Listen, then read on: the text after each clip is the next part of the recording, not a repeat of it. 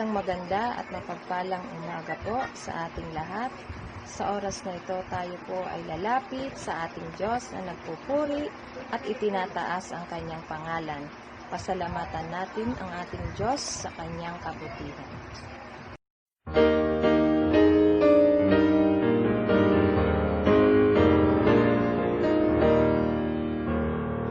Onward, Christian soldiers, marching as to war, with the word of Jesus going on before. Christ the royal master leads against the foe, forward into battle, see his banners flow. Onward, Christian soldiers, marching as to war, with the word of Jesus going on before. Like a mighty army moves the church of God. Brothers, we are treading where the saints have trod. We are not divided, all one body we, one in hope and doctrine, one in charity. Onward, Christian soldiers, marching as to war, with the word of Jesus going on before. Crowns and thrones may perish, kingdoms rise and wane, but the church of Jesus constant will remain. Gates of hell can never against the church prevail. We have Christ on promise, which can never fail. Onward, Christian soldiers, marching as to war, with the word of Jesus going on before. Onward, many people, join our happy throng. Blend with us your voices in the triumph song. Glory, Lord, and honor unto Christ the King. This through countless ages, men and angels sing. Onward, Christian soldiers, marching as to war, with the word of Jesus going on before.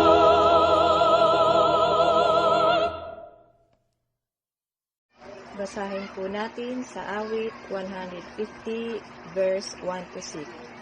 Purihin si Yahweh sa banal na templo, ang Diyos ay awitan. Purihin sa langit ang lakas na taglay, siya ay purihin sa kanyang ginawa. Siya ay purihin sapagkat dakila.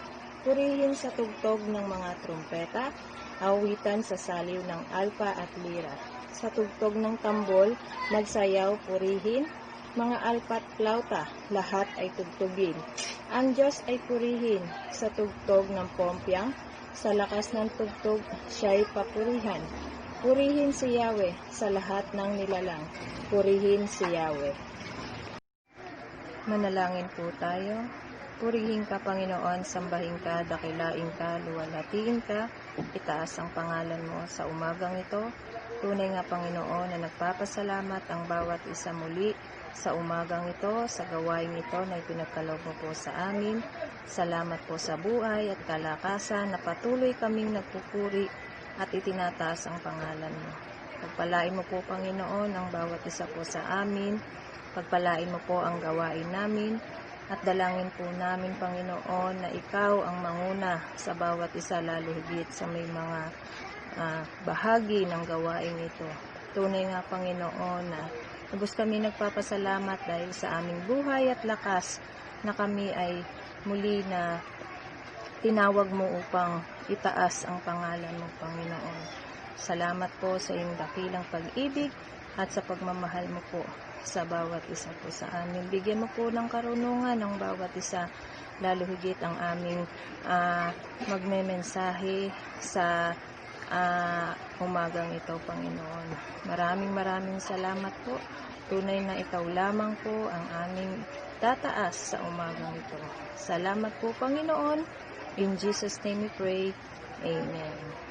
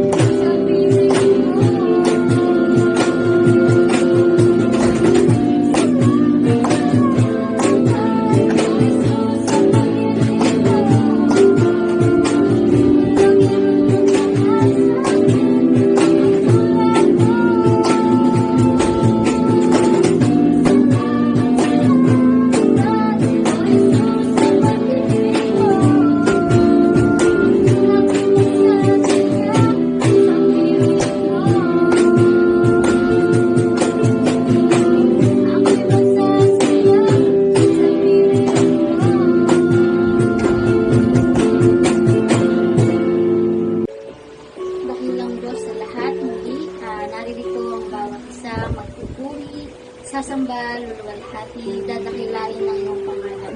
Panginoon, maraming salamat po. Tunay nga, Panginoon, na napakabuti niyo po sa bawat isa sa amin. Tunay nga, Panginoon, na ang pag-ibig sa amin ay hindi nagmamali.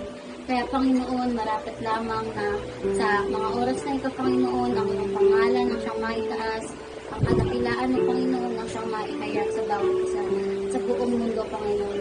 Tunay nga, Panginoon, na maraming salamat po sa lahat ng biyaya, sa lahat ng pagpapala na natatanggap ng bawat isa, Panginoon. Maraming salamat po.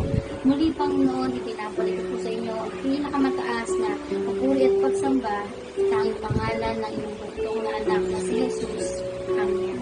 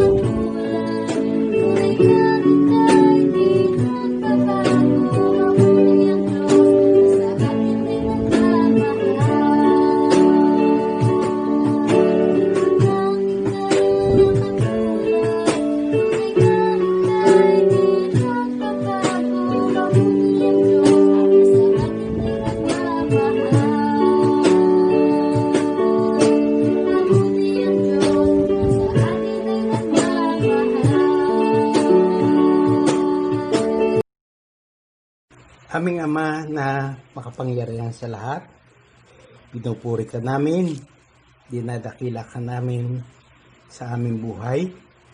Patawarin mo kami, Panginoon, sa aming mga nagawang pagkukulang laban sa aming mga kapatid. Panginoon, nagtitiwala kami na ikaw ang patuloy na magbibigay patawad sa bawat isa sa amin. Panginoon, sa umagang ito, salamat sa buhay at kalakasan na patuloy mong ipinagkakaloob sa bawat isa sa amin. Patnubayan mo, Panginoon, ang aming bansa Ikaw nawa ang patuloy na gumabay sa aming Pangulong Duterte sa pangunguna niya sa aming bansa, Panginoon. Gayun din ang aming House Church sa dako ng welfare bill. Patuloy mo pong palakasin ang pananampalataya ng aming mga kapatiran, Panginoon, upang madama nila ang biyaya at pagpapala ng ating Panginoon Jesucristo. Panginoon, gabayan mo po ng iyong mapagpalang kamay ang pagbabalik ng aming mga kapatiran mula sa ibayong dagat. Ingatan mo ang eroplanong kanilang sinasakyan upang kami sama-samang magkita at magpuri sa iyong dakilang pangalan. Panginoon, dinadalayan ko rin sa iyo ang aming mga kapatiran na may mga karamdaman, Panginoon. Ipuin mo sila na iyong mapagpalang kamay. Bigyan sila ng kagalingan, kalakasan ng kanilang buhay na ikaw ay lagi naming sasambahin sa Espiritu at sa katotohanan. Patuloy na patnubay ang igawad mo sa bawat isa sa amin.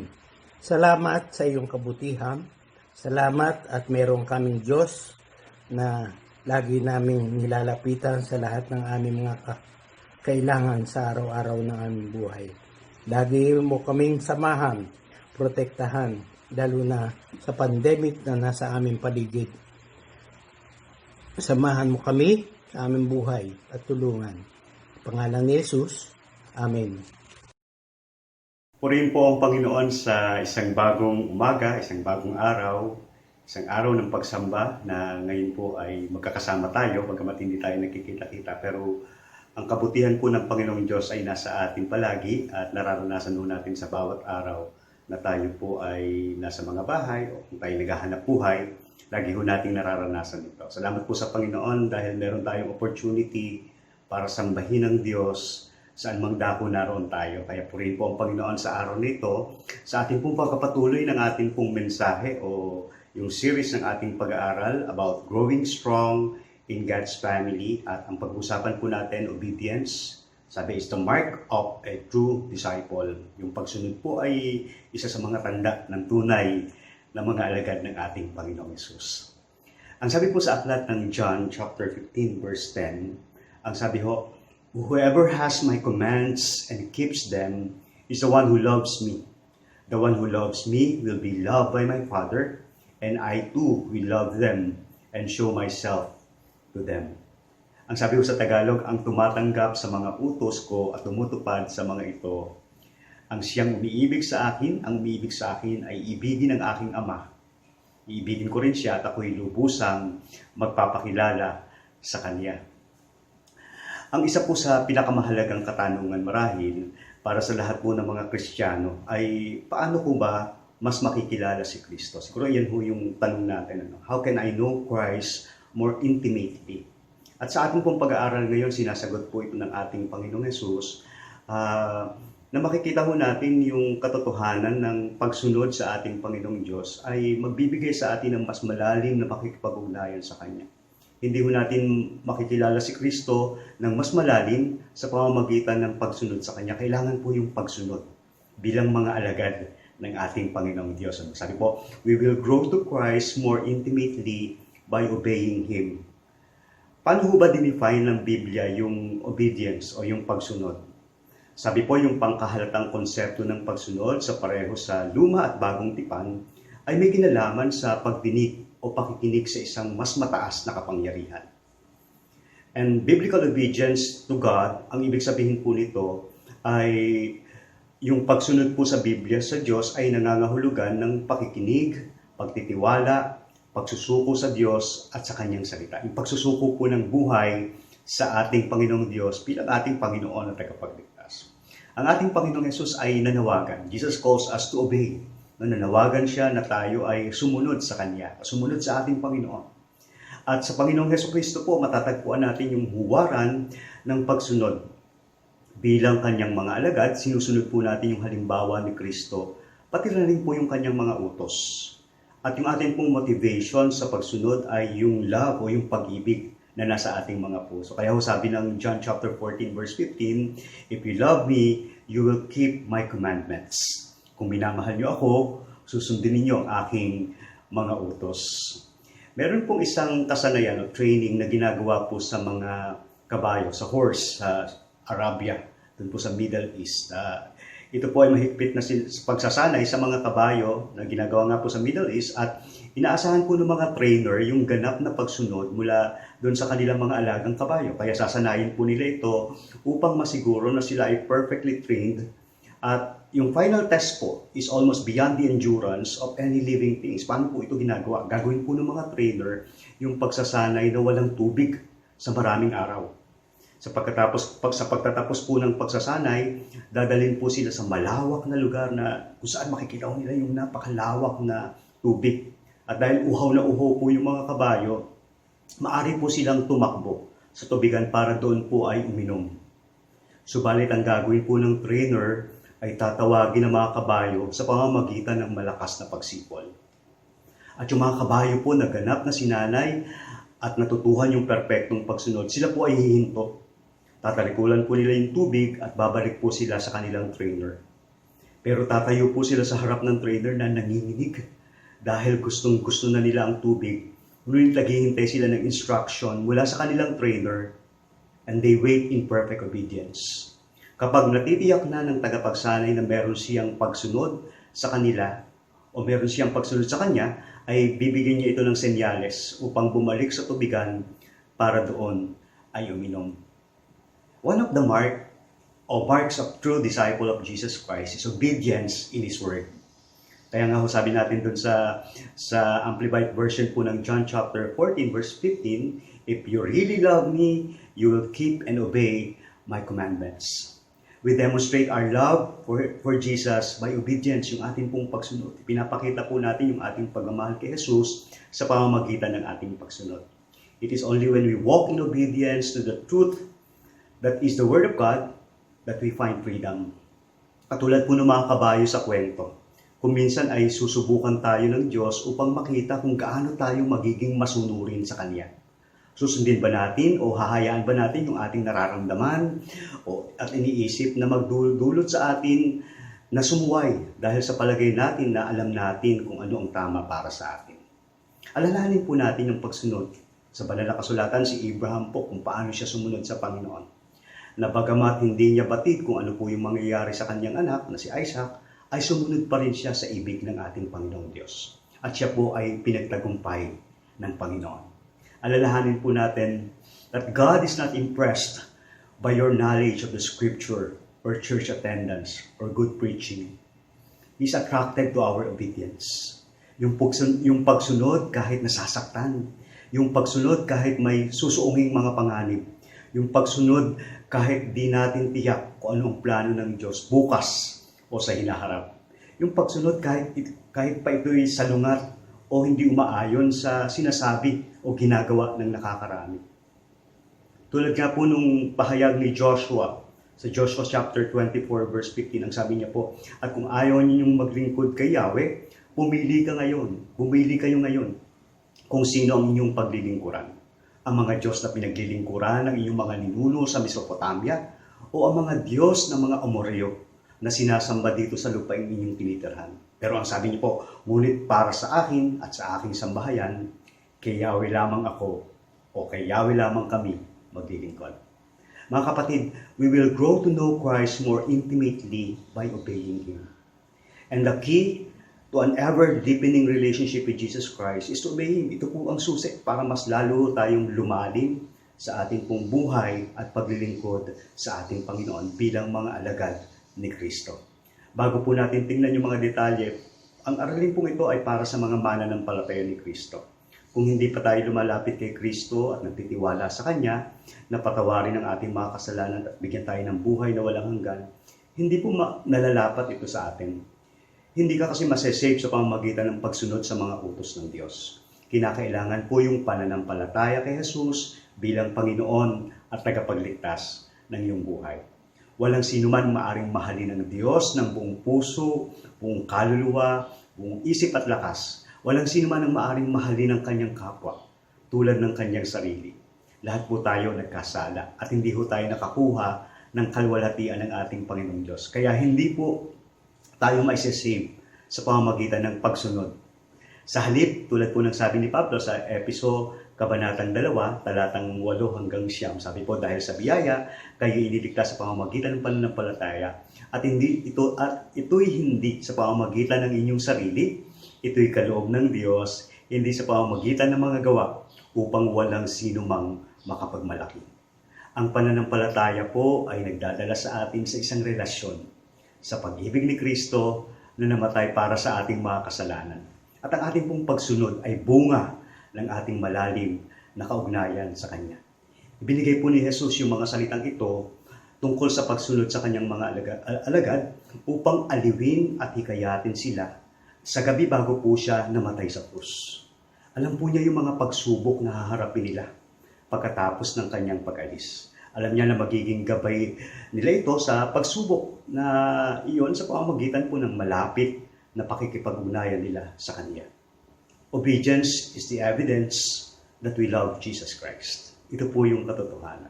Ito po yung ebidensya na ating ang mahal o ating nga bang minamahal ang Panginoong Yesus. Meron pong tatlong bagay akong gustong makita sa pagsunod sa Panginoong Diyos o pagsunod ng plano o layunin ng Panginoong Diyos sa ating buhay. Number one, ang unang nais kong sabihin sa inyo, following Christ means faithful adherence to Jesus. Yung isa pong tunay na alagad ay may tapat na pagsunod kay Jesus.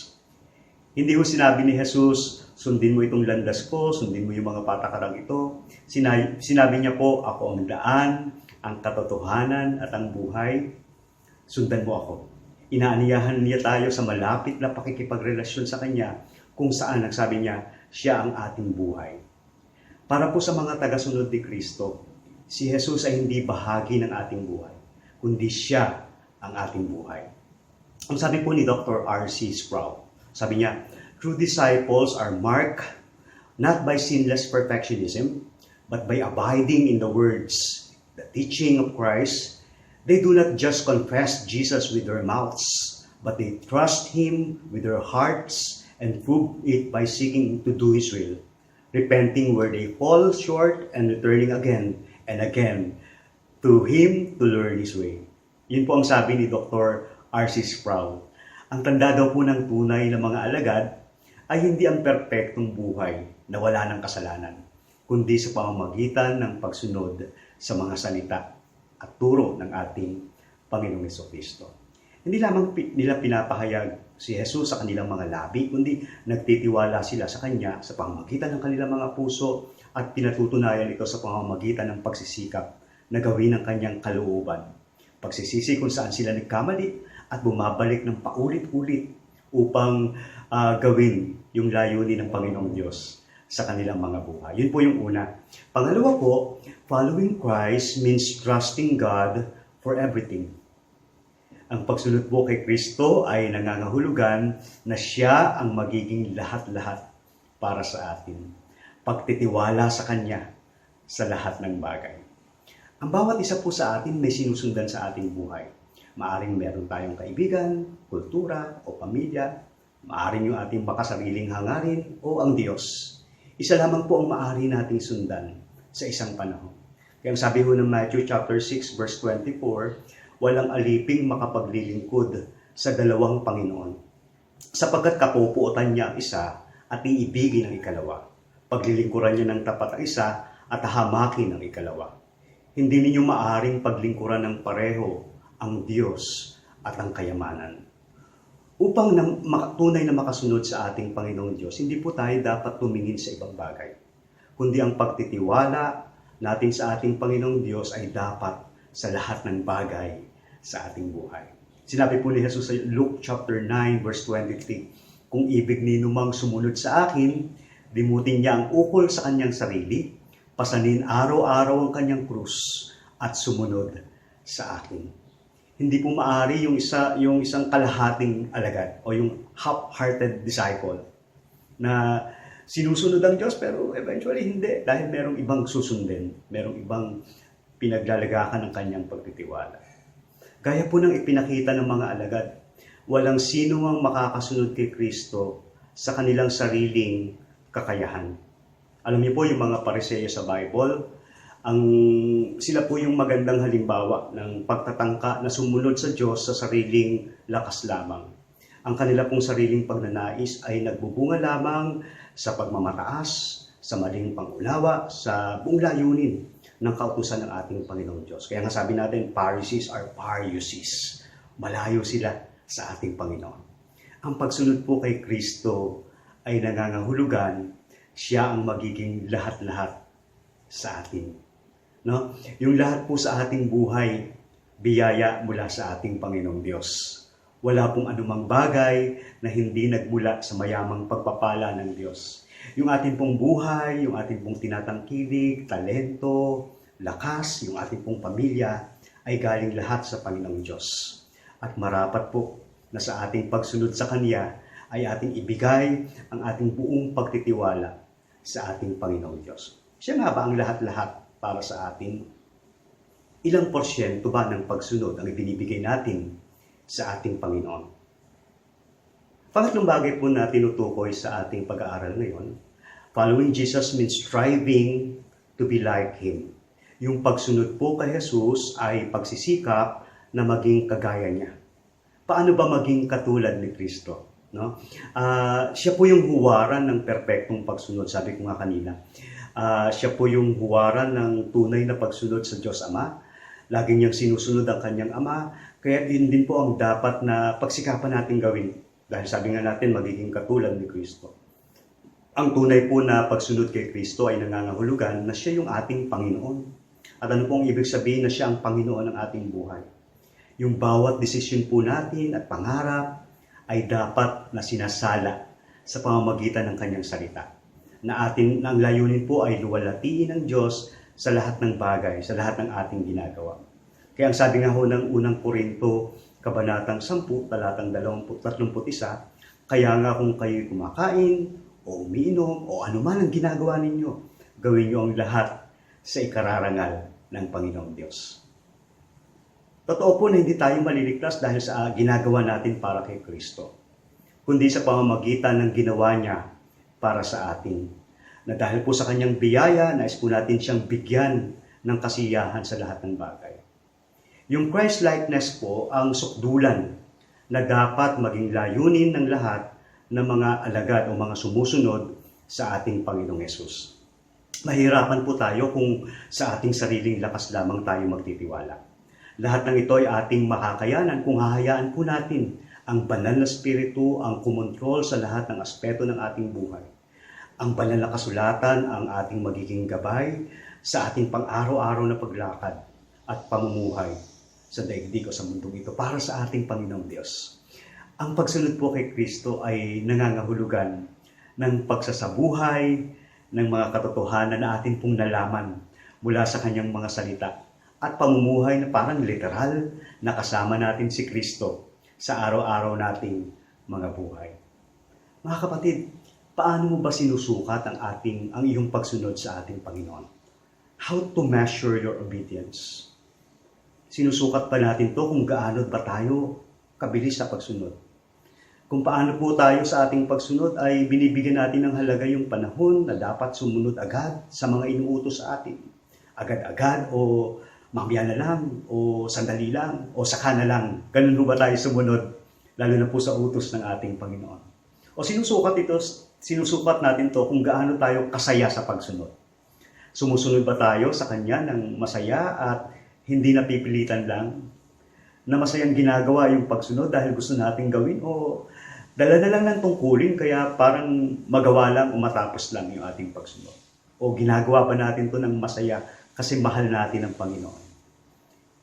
Maaari din po natin maging sukatan yung gaano tayo katapat sa pagsunod. Sumusunod ba tayo kahit di na nakikita yung nag-utos sa atin? O kapag binabantayan lang tayo? Sabi po, be faithful because they are counting on you. Yung pagsunod po natin sana tapat kahit walang nakakakita. Dahil ang alam natin nakakakita sa atin, sa lahat ng ginagawa natin, lihim man o hayag, ay ang ating Panginoong Diyos. Na sana tapat tayo sa pagsunod sa Panginoon. Sa pagsunod ba natin sa Panginoong Diyos, may kababaan ba tayo ng loob sa ating pagsunod? Kapag may ginagawa ka ba, pinagyayabang mo ito? Lagi ba dapat kapag sumusunod tayo, huwag na natin ipagmalaki na tayo ang nakagawa nun and be humble kasi nakikita ni Lord lahat ng meron tayo at lahat ng ginagawa natin para sa Kanya. Yung mga hindi pinapalakpakan, hindi nanonotice, hindi nakikita ng iba na ginawa natin para sa Panginoong Diyos, mas malaki yung reward o mas may reward po ito sa heaven. No? Kaya dapat sukatin natin yung ating pagsunod. Gaano ba tayo kababang loob na sumusunod sa layunin ng Diyos sa ating buhay? O ano ba yung ating motibo sa pagsunod? Para sumikat o maging bida? O para mapansin? Ang ating po bang motibo sa pagsunod ay sinusukat hindi natin sa mga bagay na nagawa natin dahil sa ating pagsunod. Dapat po malinis yung ating motibo. Nagpagsunod po natin sa Panginoong Diyos, yung layunin talaga nating gawin dahil ito po ay nais natin gawin dahil mahal natin ang ating Panginoon. Dapat hindi po tayo wrong motive, no? Na ginagawa lang natin to kasi merong nakakakita o gusto natin magpa-impress o magpapogi, no? Para gawin yung isang bagay na yun. Sa pagsunod po ba natin, buong buhay ba tayong sumusunod sa Kanya? Yung kalahating pagsunod, sabi ko nga kanina, ay katumbas din ng hindi pagsunod. No? Para maipakita po natin na tapat tayo sa ating pagsunod, di po dapat na gawin natin yung kalahati lang o yung maisipan lang natin. Kundi dapat ang ating pong pagsunod buong buo para sa ating Panginoon. Wholeheartedly. Hindi po pwedeng divided, hindi po pwedeng half-hearted lang para sa Panginoon. Ito po yung ating pag-aaral ngayon. Obedience is the evidence that we love Jesus Christ. Kung mahal po natin ang Panginoong Diyos bilang Kanyang mga alagad, susundin po natin ang lahat ng Kanyang utos, ang lahat ng Kanyang kapahayagan, ang lahat ng Kanyang mga aral upang magawa po natin ang layunin ng Panginoong Diyos sa ating buhay. Tatlo po yung bagay na pinag-aralan natin. Following Jesus means faithful adherence to Jesus. Following Christ means trusting God for everything. Following Christ, or following Jesus, means striving to be like Him. Ang ating pong pagsunod kay Kristo ay nangangahulugan ng matapat na pagsunod sa Kanya. Pagtitiwala sa Kanya sa lahat ng bagay sa ating buhay. At pagsisikap na maging kagaya ng ating Panginoong Yesus.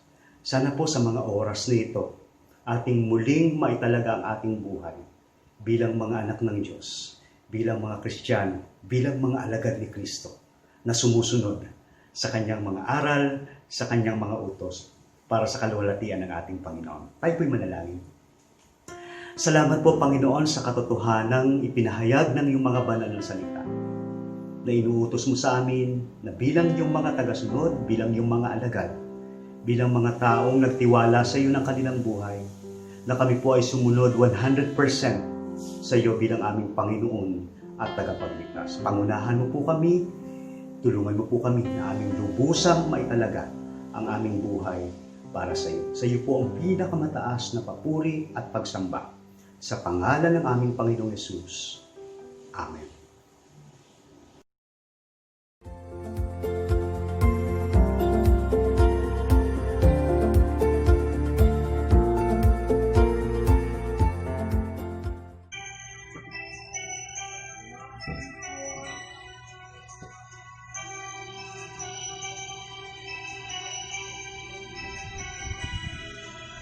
Nag-isa at nalulumay dahil sa hirap mong tinataglay. Kung kailangan mo ng daramay, tumawag ka at siya'y naghihintay. Siya ang iyong kailangan, sandigan, kaibigan mo, siyang araw mong lagi, ang kalamay mong sangkit, siya ay si Jesus sa bawat sandali.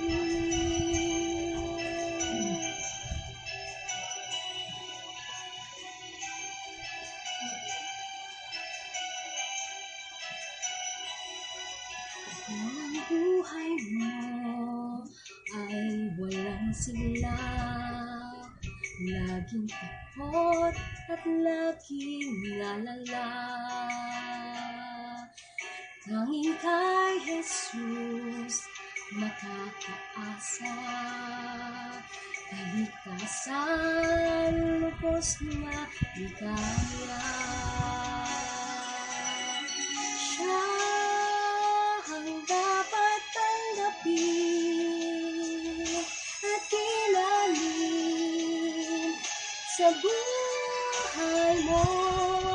Siya noon, bukas, ngayon, ang dalangin mo'y tugon. Siya ay si Jesus sa habang panahon. Kaya't ang lagi mong pagkatatandaan, siya lang ang may pag-ibig na tunay, pag-ibig na tunay. Siya ang dapat tanggapin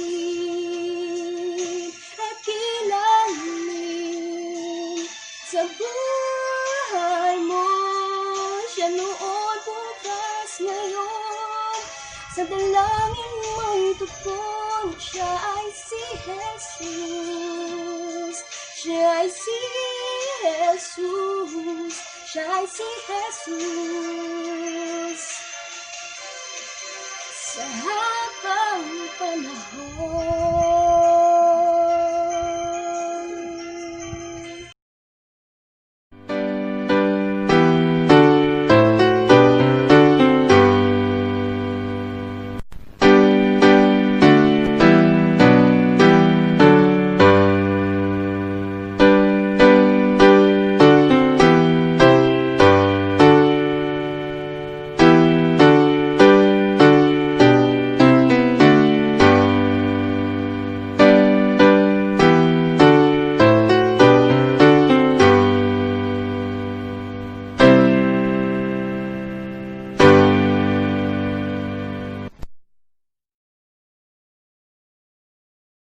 Sa pansamantala naming paghiwalay, subay ninawa ang pagpapala at kapayapaan mula sa Diyos na ating Ama at sa Panginoon Hesukristo mula ngayon at magpakailanman. Amen.